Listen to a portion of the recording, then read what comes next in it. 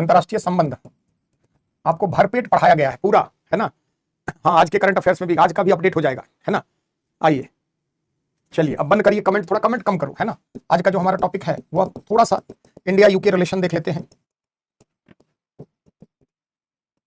और यूएनओ संयुक्त राष्ट्र संघ उसमें प्रपोज सुधार, इन पर चर्चा करते हैं, है ना। अब क्लास क्यों नहीं हुई? अब हो रही है ना, तो जब हो रही है तो छोड़ो ना, नहीं हुई तो जब टीचर पढ़ा रहे थे तो उनका क्लास बीच में रोककर क्यों करना? मिल गई ना क्लास, लगातार चलेगी, निश्चिंत होऊंगा, ठीक है। ध्यान रखना बच्चों, अंतरराष्ट्रीय संबंध में दुनिया में 200 से अधिक देश हैं, कितने देशों के साथ संबंध आप पढ़ेंगे, अप्रोच के पार्ट पर क्लैरिटी रखनी है ना। और जो चीजें 3-4 सालों में घटनाक्रम घटित हुई है उसको आप ज्यादा तवज्जो दें, उस पर ज्यादा ध्यान करें, है ना। तो भारत यूके संबंध में चर्चा में क्या क्या है अगर आप देखें, पहले तो सेटा comprehensive economic and trade agreement, है ना, क्या है आगे चर्चा होगी, एफटीए का ये पार्ट है। दूसरा जो इंडिया यूके रोड मैप 2030 था जिसको बढ़ाकर 2035 किया गया, उस पर हम लोग चर्चा करेंगे। आइए गौरी प्रतिमा, है ना, इंडिया यूके रोड मैप 2030 था, अब इसकी चर्चा 2035 के कॉन्टेक्स्ट में हो रही है। अभी ब्रिटेन के प्रधानमंत्री सर केर रॉडनी स्टॉमर भारत की यात्रा पर 2 दिवसीय यात्रा पर रहे, है ना, और भारत में उन्होंने ब्रिटेन का अब तक का सबसे बड़ा प्रतिनिधिमंडल लेकर आए थे, है ना। क्योंकि जो हमारे साथ एग्रीमेंट हुआ है सेटा में, उसमें बहुत सारे प्रावधान को लेकर अभी भी संशय है, तो बहुत सारी वार्ता, जैसे कृषि उत्पाद को लेकर सब कटौती में, टैरिफ में चरणबद्ध तरीके से, तो उन सब पर वार्ता चल रही है। दूसरा, इंडिया और यूके के मध्य स्ट्रेटेजिक पार्टनरशिप को एक नए लेवल पे, नेक्स्ट लेवल तक ले जाने पर बात हुई है। तो ये जो है इंपॉर्टेंट है हमारे, वीवीआई लिख देता हूं, इस बार दिख सकता है ये टॉपिक, इसलिए मैं स्पेशली पढ़ा रहा हूं इसको, है ना। India UK road map 2030। दूसरा, ब्रिटेन के या सीधे पीएम की यात्रा, है ना, ब्रिटेन के पीएम की भारत यात्रा अक्टूबर, मुंबई में जाकर फिनटेक कॉन्फ्रेंस को भी संबोधित किया। लास्ट में क्वेश्चन, है ना, चलिए अंत में जब हम कहते हैं यूके, तो पहले यूके का मतलब क्या होता है आप सभी को पता होगा, यूनाइटेड किंगडम। जब आप कहते हैं यूनाइटेड किंगडम, इसमें कई देश शामिल हैं जिसको शॉर्ट फॉर्म में आप यूके कहते हैं। इसका सबसे बड़ा देश कौन है? इंग्लैंड, है ना। उसके बाद स्कॉटलैंड, वेल्स और नॉर्दर्न आयरलैंड,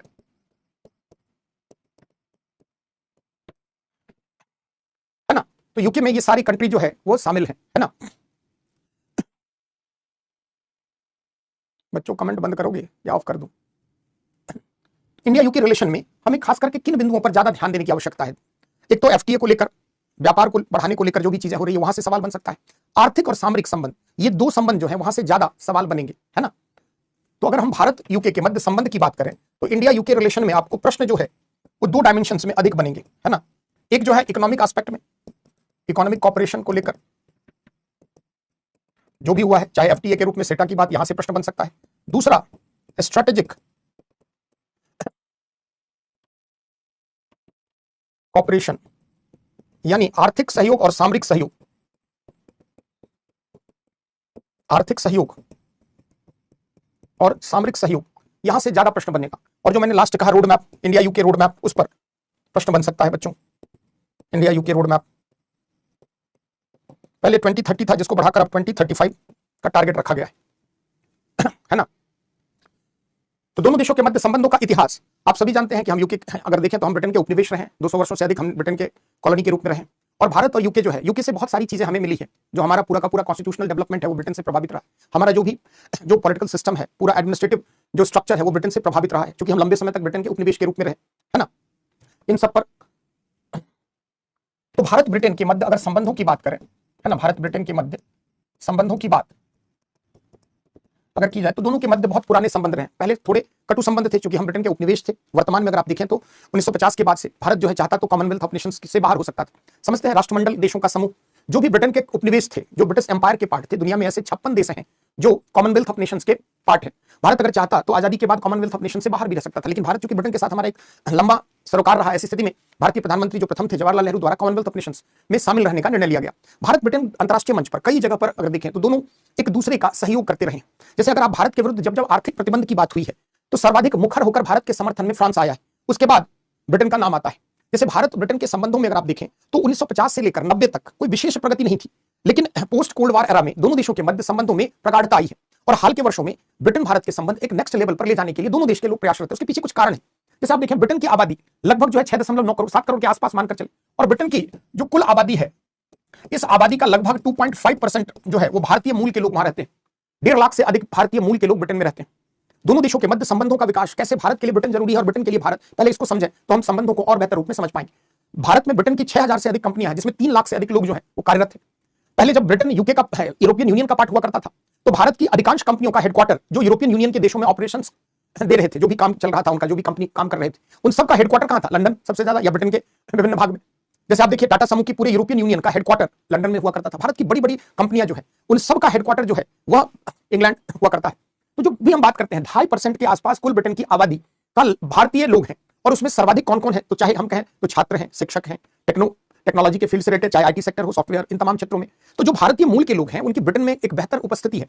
अब आप सोच सकते हैं कि 7 करोड़ ब्रिटेन की आबादी है लगभग, और 7 करोड़ आबादी में अगर भारतीय मूल के लोग ही 2.25 लाख से अधिक है, 1.5 लाख से 2.25 लाख के बीच में अगर है, तो कहीं से भी यह कम नहीं है। तो भारत के लिए यूके एक बड़ा मार्केट है, क्योंकि आप सभी जानते हैं कि ब्रिटेन, अगर हम देखें तो भारत की अर्थव्यवस्था को कहते हैं दुनिया की 5वीं अर्थव्यवस्था, बड़ी अर्थव्यवस्था, ब्रिटेन 6ठी बड़ी अर्थव्यवस्था है। तो दोनों अर्थव्यवस्था के दृष्टिकोण से भी बड़ा है, और जैसे हालात हाल के वर्षों में बढ़े हैं, वैसी स्थिति में ब्रिटेन भारत के लिए एक बड़ा साझेदार हो सकता है। चाहे आर्थिक संबंधों की बात करें, चाहे अंतर्राष्ट्रीय मंच पर जो ट्रंप के आगमन के पश्चात एक नया ट्रेड वॉर को लेकर एक नई चुनौती, टैरिफ वॉर को लेकर एक नई चुनौती आई, वैसी स्थिति में भारत के पास दुनिया में बहुत सारे राष्ट्र विकल्प के रूप में नहीं है।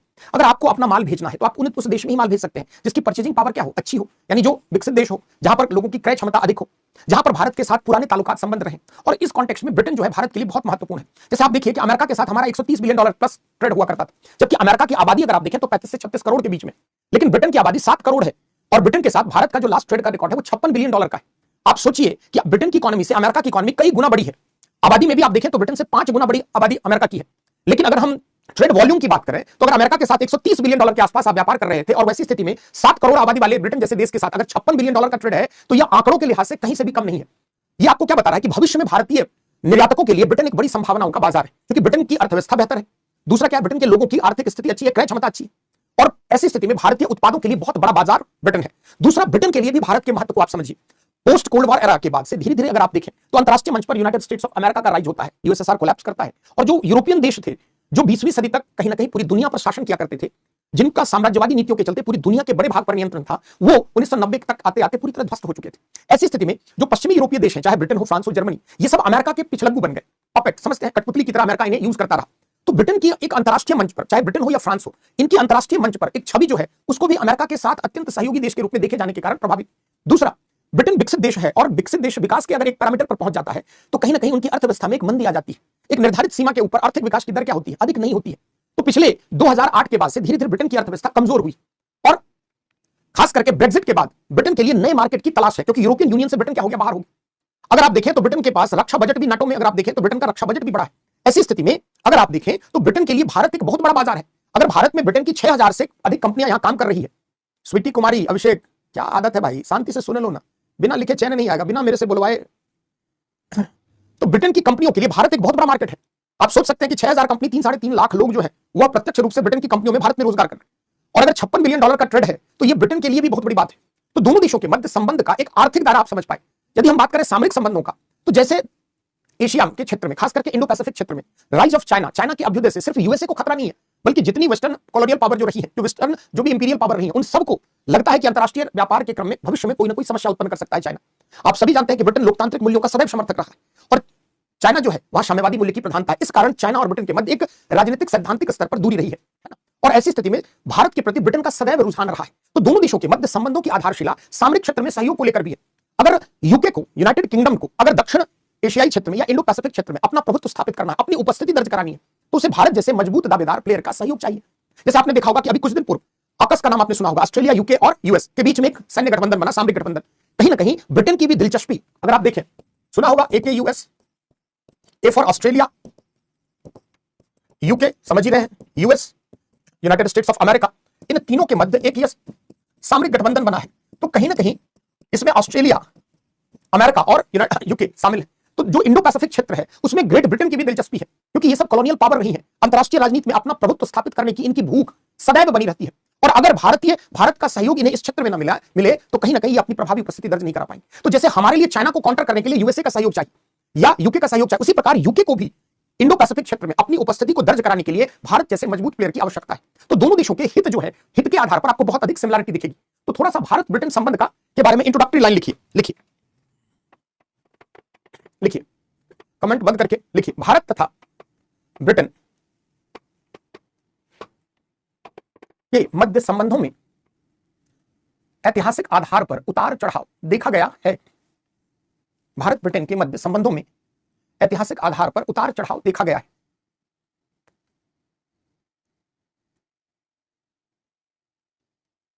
उल्लेखनीय है कि भारत 200 वर्षों से भी अधिक समय तक ब्रिटेन का उपनिवेश 200 से अधिक वर्षों तक ब्रिटेन का उपनिवेश रहा है एवं औपनिवेशिक शासन के दौरान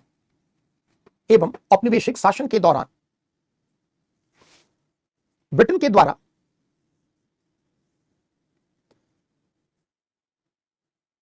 द्वारा भारत में किए गए विभिन्न प्रशासनिक सुधारों के कारण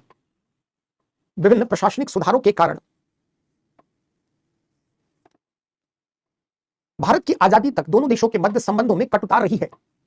भारत की आजादी तक दोनों देशों के संबंधों में कटुता रही है। पैराग्राफ चेंज करके आजादी के बाद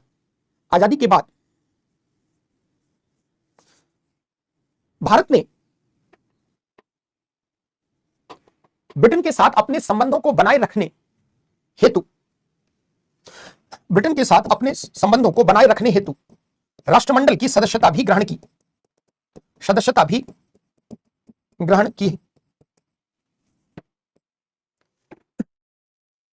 अंतर्राष्ट्रीय मंच पर भारत और ब्रिटेन लोकतांत्रिक मूल्यों,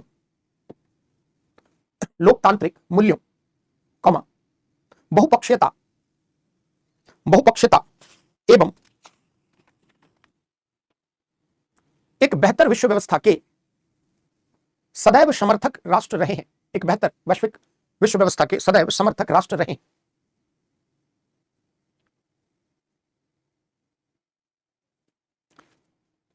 दोनों देशों के मध्य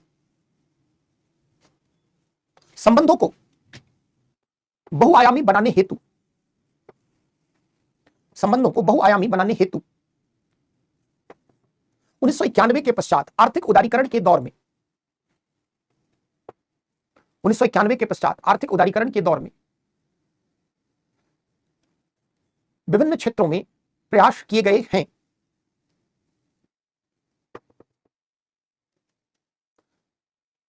पैराग्राफ चेंज करके लिखिए, भारत तथा ब्रिटेन के मध्य आर्थिक संबंधों को बेहतर बनाने के साथ साथ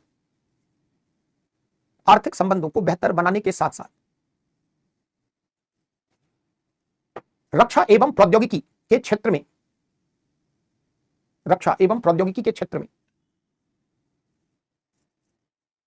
सहयोग को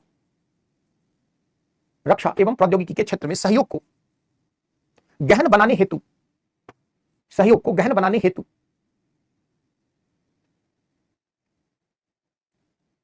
प्रधानमंत्री मोदी के कार्यकाल में व्यापक प्रयास हुए, जिसका परिणाम भारत तथा यूके के मध्य मुक्त व्यापार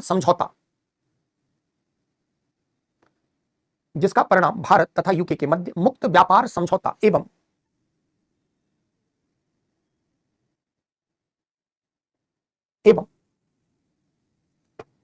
दोनों देशों के संबंध को सामरिक क्षेत्र में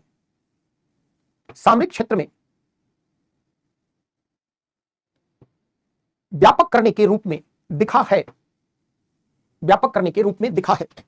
अब एक अगला हेडिंग बनाइए, भारत के लिए यूके का महत्व, भारत के लिए यूनाइटेड किंगडम का महत्व, भारत के लिए यूके का क्या महत्व है। पहला, ऐतिहासिक संबंधों के आधार पर ब्रिटेन के साथ भारत की निकटता रही है।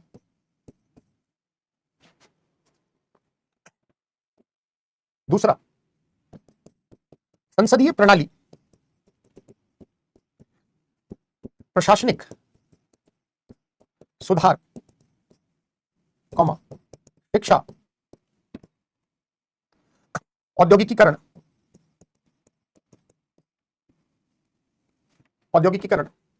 नगरीकरण,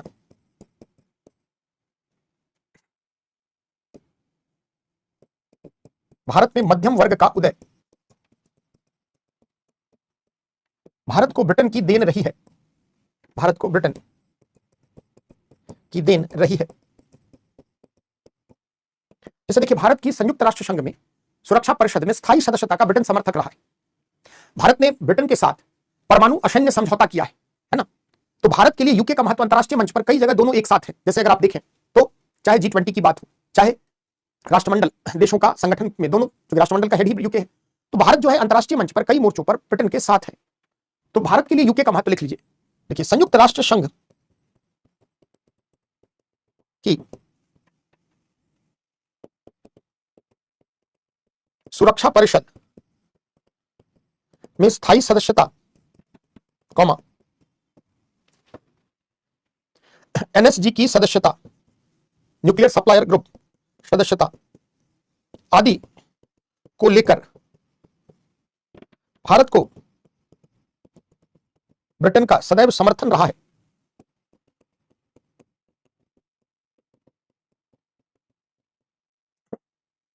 आइए हसन,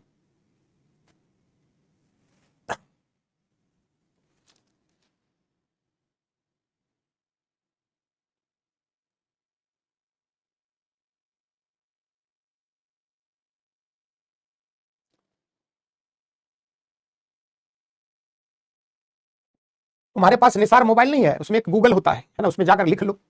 लिखना भी नहीं, मुंह से बोल लो। आगे लिखिए, भारतीय मूल के 1.5 लाख से अधिक लोग यूके में शिक्षा, रोजगार,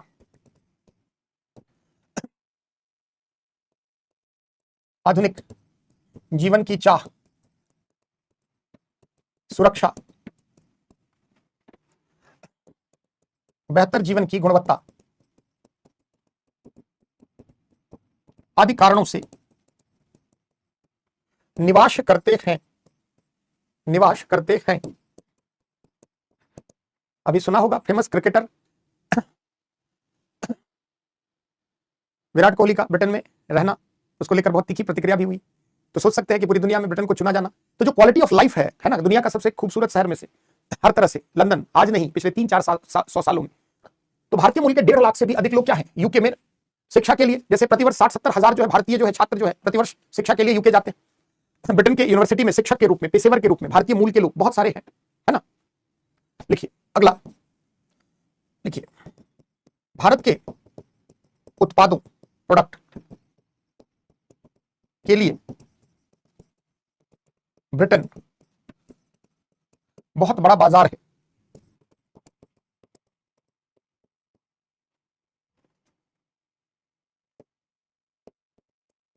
भारत से सूती वस्त्र, रत्न आभूषण,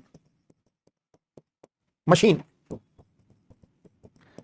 दवाएं, सॉफ्टवेयर आदि का ब्रिटेन को बड़े पैमाने पर निर्यात होता है। जैसे आप देखिए, India UK annual trade $56 billion का है।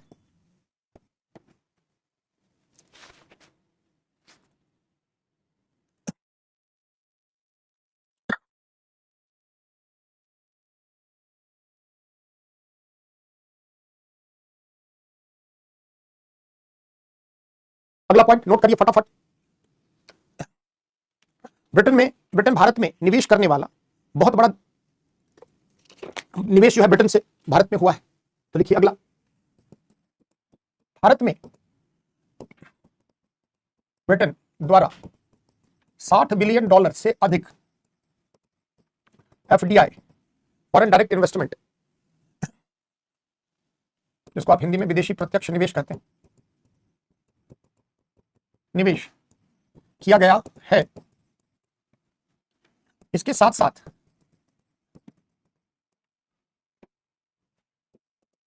भारत में यूके की 6000 से अधिक कंपनियां, 3 लाख से अधिक भारतीयों को प्रत्यक्ष रूप से रोजगार दे रही है।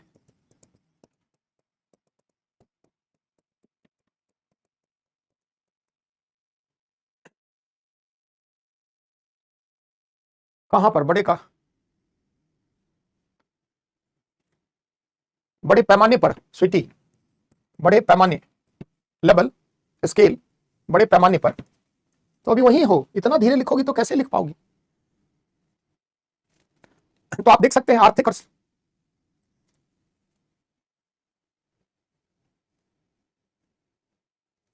अगला, भारत तथा ब्रिटेन के मध्य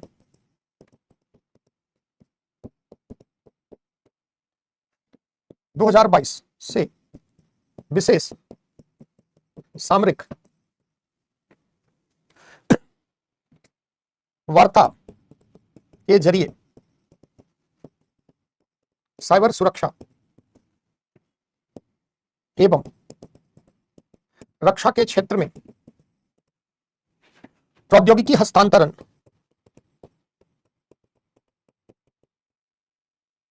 को लेकर सहमति से भारत को काफी लाभ हुआ है, काफी लाभ।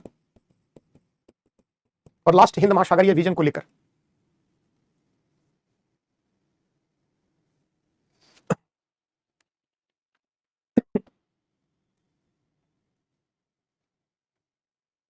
भारत तथा ब्रिटेन के मध्य 2022 से विशेष सामरिक वार्ता के जरिए साइबर सुरक्षा एवं रक्षा के क्षेत्र में प्रौद्योगिकी हस्तांतरण को लेकर सहमति से भारत को काफी लाभ हुआ है। जैसे आप देखें, दुनिया में जितनी भी एयरलाइंस कंपनी है, उसमें जो हवाई जहाज का इंजन है, उसमें सबसे नंबर 1 जो इंजन है, रोल्स रॉयस जो आप कहते हैं, जिसकी कार भी आती है, तो वो सबसे बड़ा इंजन उत्पादक कंपनी है पूरी दुनिया में। रोल्स रॉयस इंजन का जवाब नहीं है।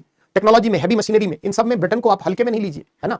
दुनिया की सबसे बड़ी एक जमाने में विकसित अर्थव्यवस्था ऐसे ही नहीं बन गई। अगला लिखिए, हिंद महासागरीय क्षेत्र में शांति, सुरक्षा एवं स्थायित्व की बहाली तथा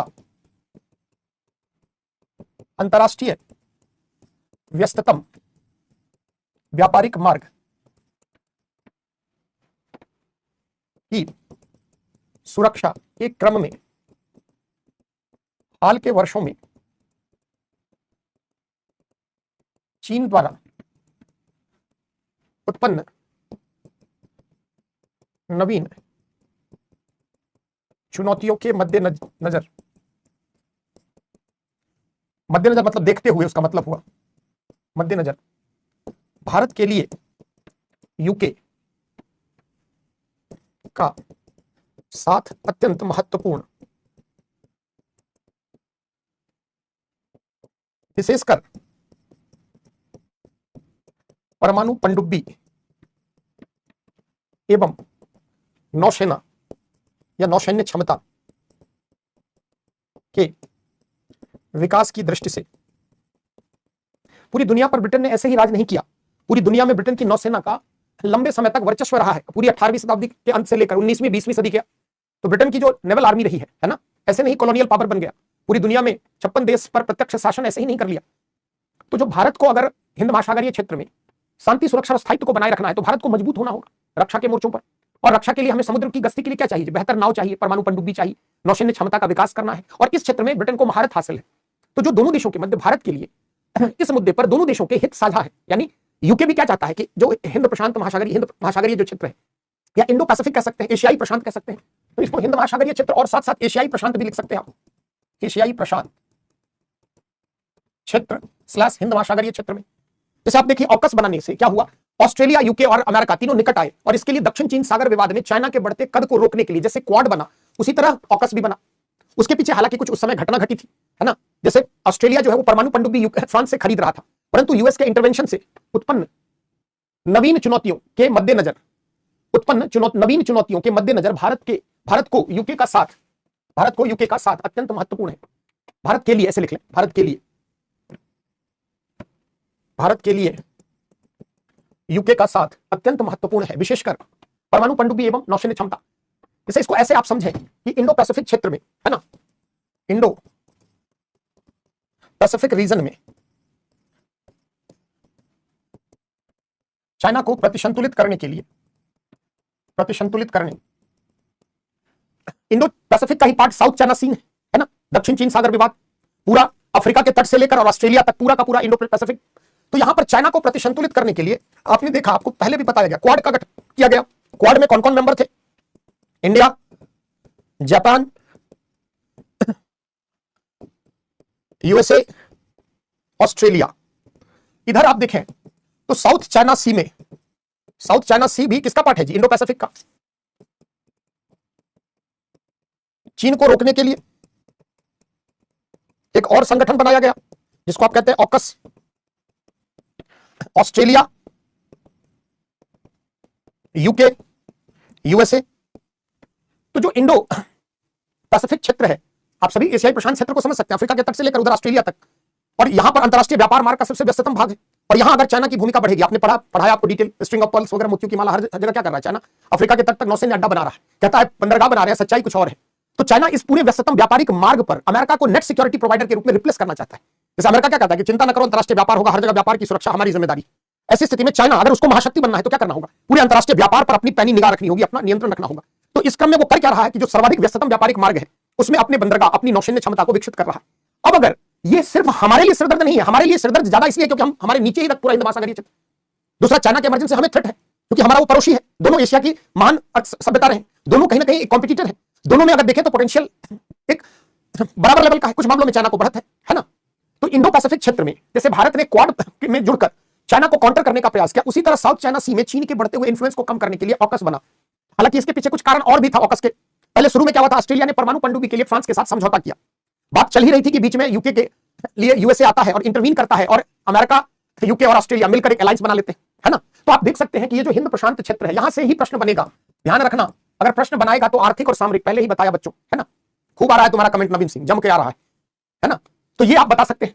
चलते थोड़ा सा, अब यहीं पर मैंने समझाने के क्रम में आपको यूके भारत के लिए क्यों महत्वपूर्ण है वो भी बता दिया, फिर भी दो चार पॉइंट हम लोग लिख लेते हैं। अब अगले एक हेडिंग बनाओ, यूके के लिए भारत का महत्व। यूके के लिए भारत का महत्व, भारत के लिए यूके का महत्व में और भी बहुत सारे पॉइंट है। जैसे मैंने पहले भी आपको बताया कि अधिकांश भारतीय कंपनी का यूरोपियन यूनियन में जो ऑपरेशंस दे रही है उनका हेडक्वार्टर कहां है? लंदन। और वहीं से तो कहीं ना कहीं भारतीय जो निवेशक है उन्होंने भी लंदन में, इंग्लैंड में बहुत बड़ा इन्वेस्टमेंट किया है। तो पहली बात क्या होगी कि भारतीय उद्योगपतियों द्वारा यूके में सर्वाधिक निवेश मतलब भारत के कॉन्टेक्स्ट में, है ना, कि जो भारतीय उद्योगपतियों द्वारा यूके में सर्वाधिक निवेश किया गया है। जैसे आपने सुना होगा लार्सन एंड टुब्रो, जैसे आपने सुना होगा अशोक लेलैंड, ये सब कंपनी का हेडक्वार्टर, टाटा मोटर्स का अधिकांश जो है इंटरनेशनल ऑपरेशंस हेडक्वार्टर कहां है? फिर ये शुरू हो गए, नहीं शांत नहीं हो गए, कल से इमोजी हटा देंगे, चिंता ना करो, परमानेंटली कर लो, अभी थोड़ा उछल कूद लो, दांत निपोड़ लो, है ना। तो ये भारतीय उद्योगपतियों द्वारा यूके में, दुनिया के अन्य किसी देश में भारतीयों ने उतना पैसा नहीं लगाया जितना यूके में लगा। उसके पीछे सिर्फ यूके ही नहीं था कारण, उसके पीछे यूरोपियन यूनियन का बड़ा बाजार होना भी था, है ना। तो ये आप दिखा सकते हैं यूके के लिए भारत का महत्व, भारत का बड़ा बाजार, यूके के उत्पादों की बिक्री हेतु उपयुक्त। ब्रेग्जिट के पश्चात ब्रिटेन की अर्थव्यवस्था में आई मंदी, आई गिरावट।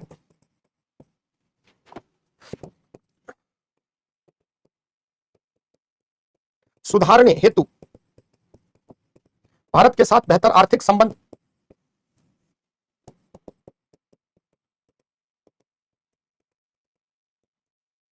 है ना। एक दो पॉइंट और लिखिए, फटाफट लिखो। जैसे भारत के लिए महत्व, वहां कुछ और भी लिख सकते थे, असैन्य परमाणु समझौता किया हमने, है ना, वो भी लिख सकते हैं।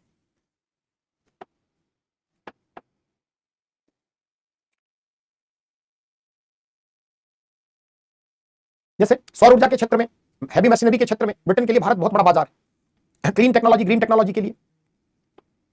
अगला पॉइंट लिखिए, यूके के लिए भारत का महत्व। तो जैसे वहां लिखा था चाइना को लेकर, यहां भी लिख लें।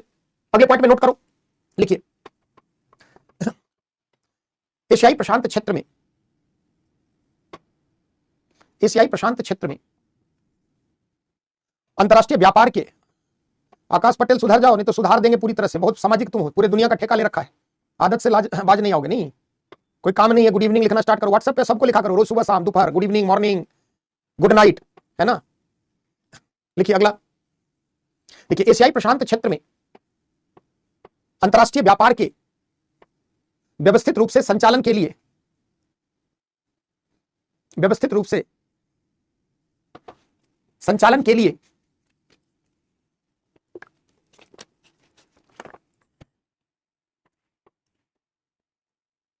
तथा चीन को प्रतिसंतुलित करने हेतु भारत के साथ बेहतर, तथा चीन को प्रतिसंतुलित करने हेतु भारत के साथ बेहतर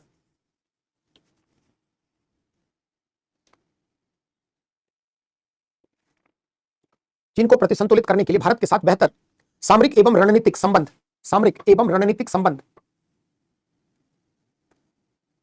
अगले पॉइंट में लिखिए, जैसे ऑटोमोबाइल, है ना। अगला लिखिए ऑटोमोबाइल, हैवी मशीनरी एवं अल्कोहल उत्पाद के बड़े बाजार की दृष्टि से भारत महत्वपूर्ण, भारत यूके के लिए महत्वपूर्ण,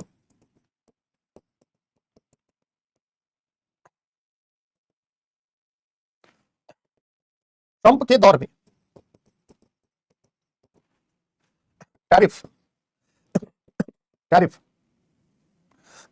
वार को लेकर, वार के कारण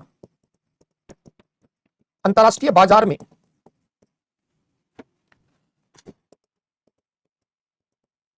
आई अस्थिरता एवं मंदी के दौर में भारत के साथ बेहतर संबंध स्थापित करना यूके की मजबूरी। इसमें हंसने की बात नहीं, कुछ लोग होते हैं सामाजिक, है ना। देखो जैसे आपके मित्र मंडली में कई लोग मिल जाएंगे जो आप उनको रिप्लाई ना दिए, रोज सुबह आपको गुड मॉर्निंग, अच्छी अच्छी कविता, अच्छे अच्छे ज्ञान, तो ज्ञानचंद रायचंद हर जगह आपको मिल जाएंगे, है ना। रोज सुबह सुबह उनका ज्ञान आपको मिल जाएगा व्हाट्सएप के जरिए, है ना। और अब तो सब कुछ फ्री ही है, तो कई लोग सामाजिक भी होते हैं, है ना। चलिए भारत ब्रिटेन लास्ट में देख लीजिए। ऐसे मेरे भी कई मित्र हैं जिनको पिछले 2 साल में शायद मैंने रिप्लाई कभी नहीं दिया हो, लेकिन बेचारे मित्रता जो है बखूबी निभाते हैं। रोज सुबह आंख खुलने से पहले मोबाइल हिलता है, समझ जाते हैं हाँ हमारे मित्र ने मुझे याद किया। कहीं ना कहीं वो आपको अपनी उपस्थिति आपके जीवन में बनाए रखना चाहते हैं, है ना। चलिए अच्छी भी बात है, इसको बुरा भी नहीं मानना चाहिए। चलिए Bharat UK FTA, free trade agreement, जटिलताएं पहले क्या रही है वो तो कल इंडिया यूके यूरोपियन यूनियन में हमने देखा। कुछ लोगों को बेइज्जती से फर्क नहीं पड़ता है ना, कुछ लोगों को। चलिए अब ज्यादा नहीं बोलेंगे, आकाश पटेल कहीं आंदोलन जेन जी रिवॉल्यूशन न ला दे, बड़ा समय भी खराब चल रहा है ना। चलिए अब हो गया, बस कर दो, बेचारे को बख्श दो, अब सब कुछ ज्यादा हो गया, छोड़ दो। अरे आकाश भैया शांत हो जाओ, परेशान मत हो। हाँ, भारत और India UK free trade agreement, उसकी बहुत सारी चीजें आपने पढ़ी है, करंट अफेयर्स में आपको दिया गया पीडब्ल्यू से, या गए बगाए अभी न्यूज में बहुत रहा है। थोड़ा सा हम लोग उसके बारे में रोड मैप पर चर्चा कर लेते हैं, है ना। जैसे आप सभी को पता है कि ये जो फ्री ट्रेड एग्रीमेंट है, इसमें फ्री ट्रेड एग्रीमेंट में हर चीज पूरी तरह फ्री नहीं है ना। कहने का मतलब मुक्त व्यापार समझौते के अंतर्गत बहुत सारे मदों में, है ना, हम टैरिफ को क्या करते हैं, एक बड़े लेवल पे कम करते हैं।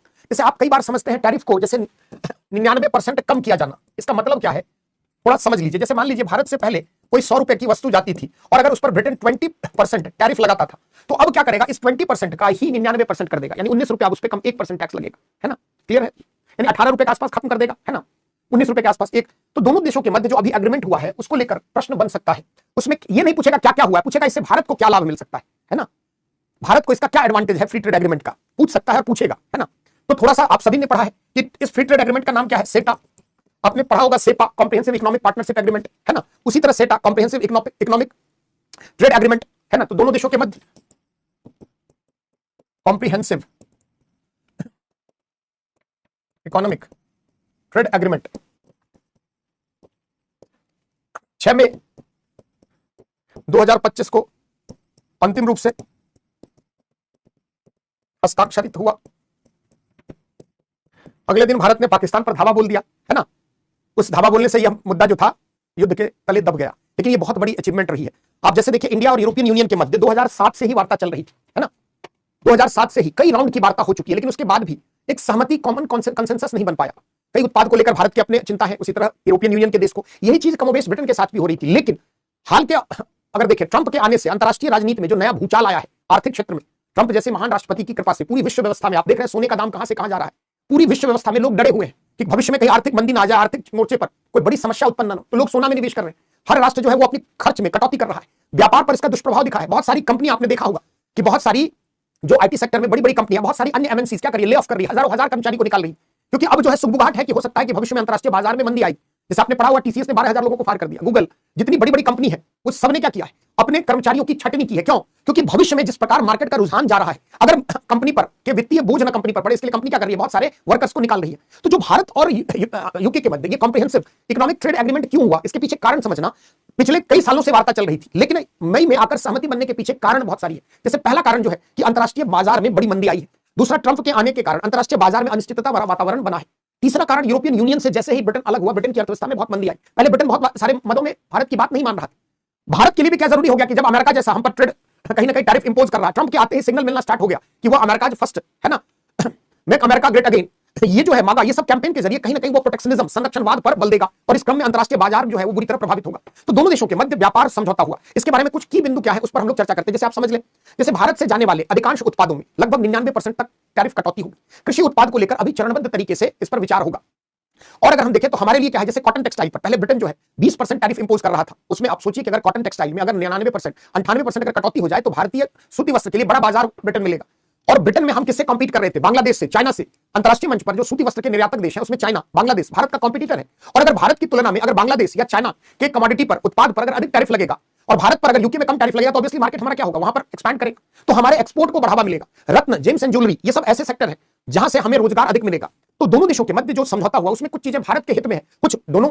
जैसे हम देखिए ऑटोमोबाइल के सेक्टर में भारत ने क्या किया, ब्रिटेन से बहुत सारी गाड़ियां आती है। जैसे आप एमजी हेक्टर मार्केट में आपने देखा होगा, है ना, मॉरिस गैराज, ये कहां की कंपनी है, ब्रिटेन की कंपनी है। पहले जगुआर, लैंड रोवर, ये सभी ब्रिटिश फर्म थी जिसको टाटा ने एक्विजिशन कर लिया, जिसका रोल्स रॉयस आज भी कहां की गाड़ी, ब्रिटेन की है। तो ऑटोमोबाइल सेक्टर में और ब्रिवरेज सेक्टर में, शराब उद्योग उसके उत्पाद, जैसे स्कॉटलैंड विस्की के मामले में पूरी दुनिया में स्कॉच के मामले में नामी है। तो ये जो देश है इनका जो है बड़ा बाजार भारत था, क्योंकि यहाँ पर वॉल्यूम क्या है, बड़ा है जनसंख्या का। दूसरा क्या, भारत की प्रति व्यक्ति आय पिछले 3 दशकों में बहुत तेजी से बढ़ी है। भारत का जीडीपी ग्रोथ रेट दुनिया के अन्य विकासशील अर्थव्यवस्थाओं में बेहतर है। तो जो ऑटोमोबाइल के सेक्टर में भारत ने क्या किया, जो ब्रिटेन से आने वाली गाड़ियां हैं उस पर पहले 110% तक का, 120% तक कई मामलों में टैरिफ लगता था, उसको घटाकर 10% किया। हालांकि डायरेक्ट अभी नहीं किया है, कोटा सिस्टम कि निर्धारित कोटा तक आपको 10% लगेगा, उसके बाद आगे। तो ये दोनों देशों के मध्य व्यापार को लेकर विभिन्न मदों में सहमति बनी है। उसके बारे में थोड़ा नोट करिए फटाफट, मैं लिखता नहीं हूं, बोल रहा हूं, लिखो, लिखिए। भारत तथा यूके के मध्य, भारत तथा यूके के मध्य मुक्त व्यापार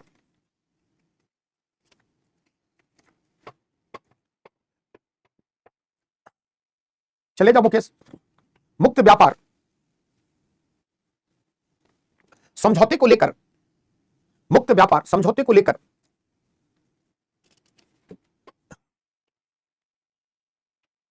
पिछले 1 दशक से भी अधिक समय से वार्ता चल रही थी। अब पहले क्या था, ब्रिटेन यूरोपियन यूनियन का पार्ट था, तो इंडिया ईयू में ही ब्रिटेन बहुत अधिक कवर हो जाता, लेकिन कुछ मदों में आप स्पेसिफिक कंट्री से भी वार्ता कर सकते हैं। देखिए, उल्लेखनीय है कि मई 2025 में भारत तथा ब्रिटेन के मध्य, भारत तथा ब्रिटेन के मध्य, भारत तथा ब्रिटेन के मध्य समग्र आर्थिक व्यापार समझौता, सेटा इंग्लिश में लिख लो, कॉम्प्रिहेंसिव इकोनॉमिक ट्रेड एग्रीमेंट, समग्र आर्थिक व्यापार समझौता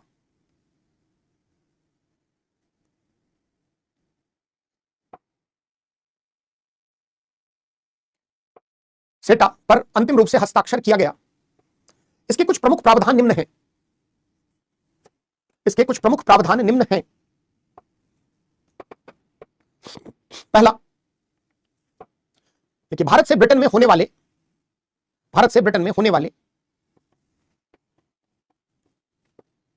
निर्यात पर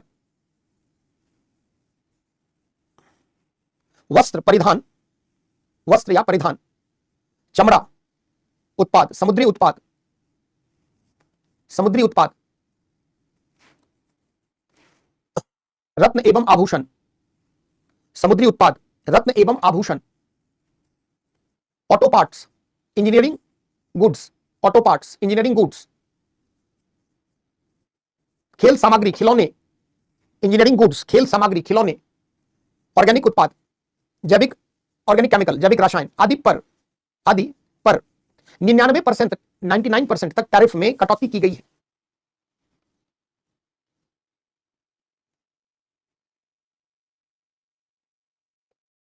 दूसरा पॉइंट लिखिए, समझौते के तहत भारत द्वारा एक निर्धारित कोटा के तहत ब्रिटेन से आने वाले वाहनों, ऑटोमोबाइल, ब्रिटेन से आने वाले वाहनों पर प्रशुल्क में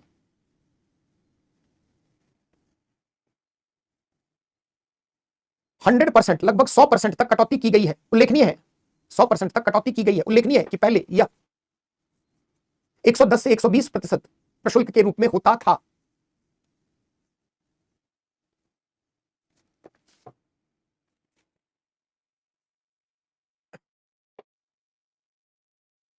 अब इससे भारत को क्या लाभ है? जैसे और भी इसमें कुछ हुआ है मेजर, जैसे आप देखिए जो डबल टैक्सेशन था सोशल सिक्योरिटी को लेकर, जैसे मान लीजिए भारत का कोई एम्प्लॉई है जो ब्रिटेन में काम कर रहा है, जैसे मान लीजिए टीसीएस का कोई एम्प्लॉई है जो भारत से गया है ब्रिटेन में, वैसी स्थिति में भारत में भी उसको अपना कुछ ना कुछ सामाजिक सुरक्षा के नाम पर अंश यहां पर दान, जैसे प्रोविडेंट फंड वगैरह में यहां पर भी उसको पैसा कटाना पड़ता है। और जो अगर ब्रिटेन में है तो वहां भी सामाजिक सुरक्षा के लिए उसको कटौती कराना पड़ता है। तो वैसी स्थिति में जो भारतीय आईटी प्रोफेशनल्स है ना, उन पर यह दोहरे कराधान, सामाजिक सुरक्षा को लेकर अंशदान जो आप कंट्रीब्यूट करते हैं वो डबल भारत में भी आपको कंट्रीब्यूट करना है अपनी सामाजिक सुरक्षा के लिए और ब्रिटेन में भी। जैसे टीसीएस कंपनी में आप भारत से गए हैं तो भारत की कंपनी है तो यहां पर आपको क्या करना है, अपना कंट्रीब्यूशन देना है। जैसे एम्प्लॉय क्या करता है, एनपीएस में आप पेंशन में अपना कंट्रीब्यूशन देते हैं, उसी प्रकार आप प्रोविडेंट फंड में, भविष्य निधि में पैसा डालते हैं, इसी प्रकार अन्य आप पीएफ या अन्य योजनाओं में, है ना। कौन सा लास्ट पॉइंट, वही बता रहा हूं। उल्लेखनीय है कि पहले टैरिफ सुमित 110 से 120% टैरिफ लगता था ऑटोमोबाइल सेक्टर। तो दोहरा जो अंशदान कराधान समझौता क्या है, समझ लो बस बेसिक बातें। कि टीसीएस का एम्प्लॉय यहां से भारत से जाकर लंदन में काम कर रहा है, मान लीजिए उसकी सैलरी 1 लाख रुपया है ना। उसके बाद अनिशा दूसरी लाइन लिखवा देंगे, देख लेना वीडियो, है ना। तो मान लीजिए 1 लाख रुपए उसकी सैलरी है और मान लीजिए 10% पीएफ में इंडिया में वो कटा रहा है, तो 1 लाख में 10,000 यहां चला गया। अगर यूके में भी वो जॉब, यूके में ही वहां से उसको सैलरी मिल रही है, तो वैसी स्थिति में उसे वहां भी अपने सामाजिक सुरक्षा के लिए, अपने भविष्य की चिंताओं के लिए उसे वहां भी अंशदान देना होगा। तो मान लो 10% ब्रिटेन में भी कटा दे, 10% यहां, तो क्या पता चला कि 20% तो उसका अंशदान में ही चला गया। तो यह इसको भी लेकर समझौता हुआ। लिख लीजिए एक लाइन इसमें, लिखिए, भारत तथा यूके के मध्य दोहरे अंशदान अभिशमय कन्वेंशन एग्रीमेंट, दोहरा लिख देता हूं, दोहरा अंशदान अभिशमय समझौता। अब हिंदी नहीं समझोगे, इंग्लिश आराम से समझ जाओगे। डबल कंट्रीब्यूशन कन्वेंशन एग्रीमेंट,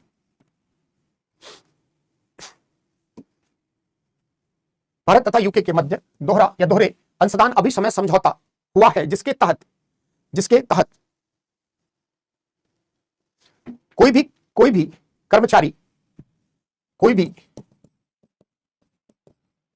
कर्मचारी ऐसे लिखो,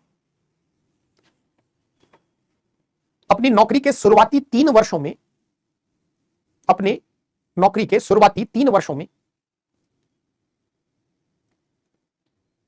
ब्रिटेन में अपना अंशदान नहीं देगा, है ना। तो हमारे एम्प्लॉय को फायदा हो गया, है ना। अब देखो ये जो समझौता हुआ उससे भारत को क्या लाभ, आप समझ सकते हैं हमारे लिए क्या लाभ, कि दोनों देशों के मध्य व्यापार बढ़ेगा, निर्यात को बढ़ावा मिलेगा, सूती वस्त्र उद्योग, रत्न, जेम्स एंड ज्वेलरी। ट्रंप के टैरिफ बढ़ाने से पूरा का पूरा सूरत, पूरा गुजरात का रत्न एवं आभूषण ज्वेलरी में काम करने वाले लाखों लोगों का घर नहीं चल पा रहा है। तो वैसी स्थिति में हमारे लिए एक विकल्प के रूप में उभर सकता है। अब लास्ट में इंडिया यूके रोड मैप, उस पर संक्षेप में चर्चा कर लेते हैं। तो अगला लास्ट, तो फायदा आप ऑलरेडी आप समझ सकते हैं कि इससे लाभ क्या क्या है ना। तो लास्ट में इंडिया यूके रोड मैप 2035 नया नाम कर दिया गया है। कितना आग लगाओगे जी, स्क्रीन जल जाएगा हमारा, बस करो।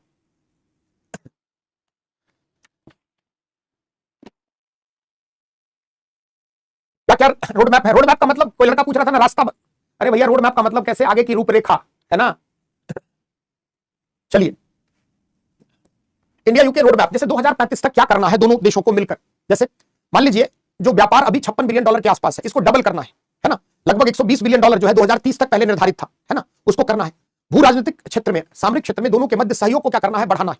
तो कुछ प्रमुख बिंदुओं के तहत रोड मैप का मतलब एक रूपरेखा, दिग्दर्शिका, एक ऐसा जिस पर दोनों को मिलकर चलना है ना, एक निर्धारित कह सकते हो एजेंडा, लक्ष्य। तो लिखिए, भारत तथा यूके के मध्य प्रस्तावित India UK road map, Bharat तथा यूके के मध्य बहुत आग है अंदर, है ना, वो आग निकलनी चाहिए, समझी ममता, बारूद के ढेर पे कुछ लोग बैठे है ना। चलिए देखिए, प्रस्तावित भारत यूके रोड मैप 2035 के अंतर्गत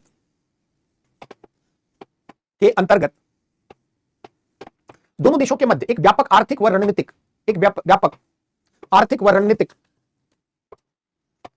रणनीतिक साझेदारी को बढ़ाने के लिए विभिन्न क्षेत्रों में कुछ उद्देश्य निर्धारित किए गए हैं, है ना। पहला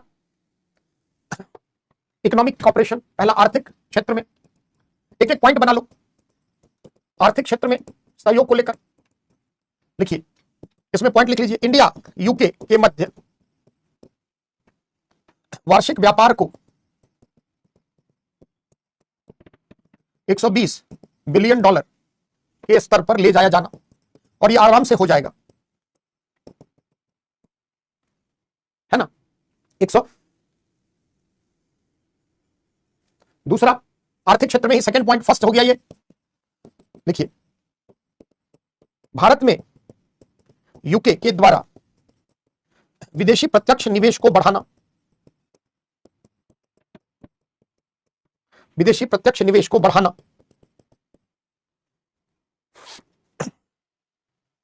एक और इसमें क्या कहा गया है कि जो सेटा के अंतर्गत कुछ मुद्दों पर, बिंदुओं पर विवाद है, कुछ क्षेत्रों को उसमें नहीं लाया गया है, जैसे मैंने क्या आपको बताया, कृषि उत्पाद वगैरह, तो उसको भी भविष्य में क्या करना, उसके लिए एक कॉमन कंसेंसस को बिल्ड करना है, एक आपसी सहमति को। तो लिखिए अगला, सेटा, मैं शॉर्ट फॉर्म लिख रहा हूं, के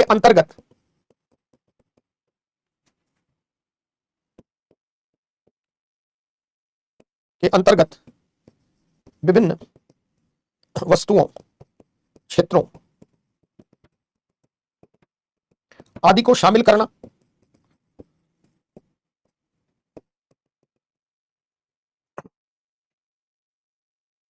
अब जैसे अलग अलग क्षेत्र में, जैसे स्ट्रेटेजिक क्षेत्र में बहुत बड़ी बात है कि जहां से प्रश्न बनेगा आर्थिक और सामरिक क्षेत्र में, फटाफट नोट करिए।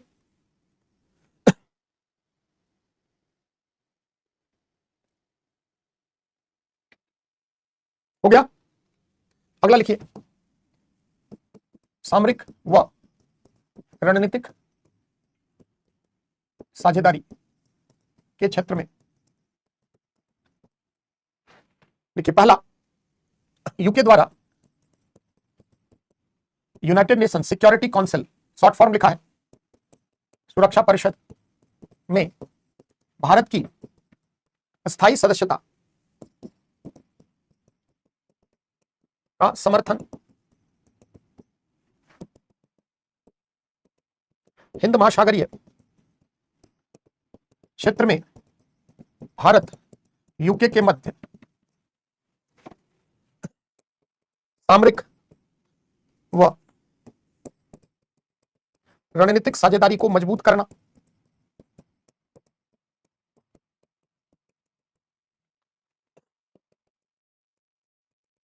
दोनों देशों के मध्य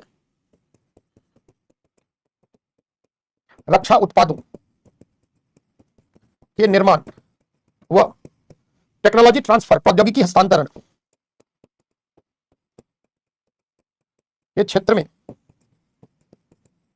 सहयोग।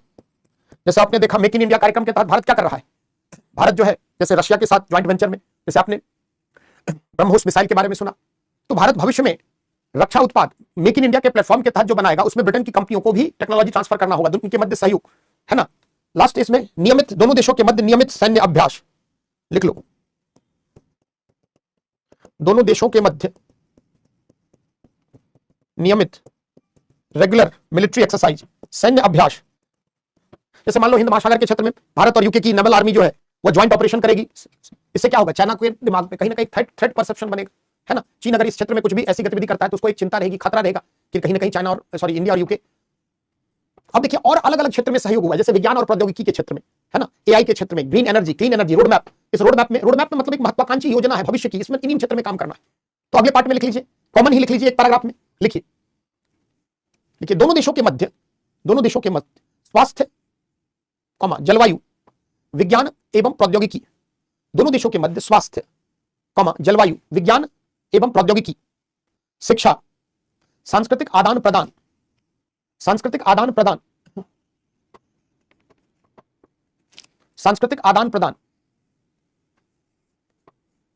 के क्षेत्र में भविष्य में सहयोग को बढ़ाना प्रस्तावित है। भविष्य में सहयोग को बढ़ाना प्रस्तावित है।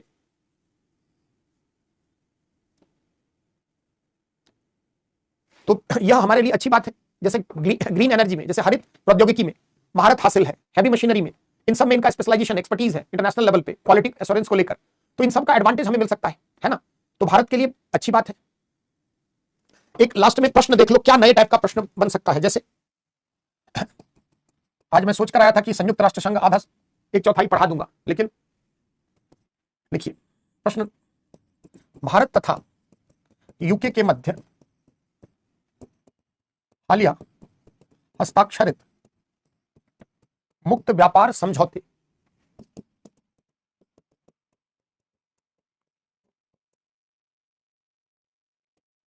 के भारत हेतु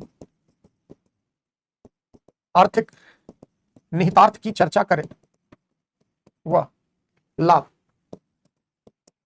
की समीक्षा करें। निहितार्थ लिख दिया होगा, कई लोग को कंफ्यूजन हो जाएगा। निहितार्थ मतलब आर्थिक, उसमें क्या लाभ है, फायदा है ना। दूसरा, इंडिया यूके रोड मैप, दोनों देशों के मध्य आर्थिक व सामरिक संबंधों को किस रूप में प्रभावित करेगा तथा भारत के लिए इसके मायने को स्पष्ट कीजिए। दिख जाएगा आपको ऐसे प्रश्न, है ना बच्चों। तो कल हम लोग यूनाइटेड नेशंस देख लेंगे, है ना। आज ही सोचा था लेकिन कोई नहीं, आराम है। देखो मैं जल्दबाजी में विश्वास नहीं करता हूं, बस एक आपका यूनाइटेड नेशंस का टॉपिक है, उसको भी आराम से पढ़ाएंगे। जो भी आपके पास स्रोत होगा पढ़कर आएंगे। किसी के मन में कहीं कोई डाउट है तो फटाफट पूछिए। जिनको डाउट नहीं है बहुत बहुत धन्यवाद। शुभरात्रि। प्रश्न है, क्या किताब है, सब बताएंगे, घबराना नहीं है, सब बताएंगे उसी दिन। अभी क्यों चर्चा करें, है ना। एक ही चीजें आईआर में गाहे बगाहे बहुत बार चर्चा में होती है। करंट अफेयर्स की क्लास अगर एग्जाम दे रहे हैं, इसी साल 2026 टारगेट करना है तो ले लेने में हरमित बुरा नहीं है, लेकिन अगर 2027 टारगेट कर रहे हैं तो अभी एडिटोरियल पढ़ना चाहिए, है ना।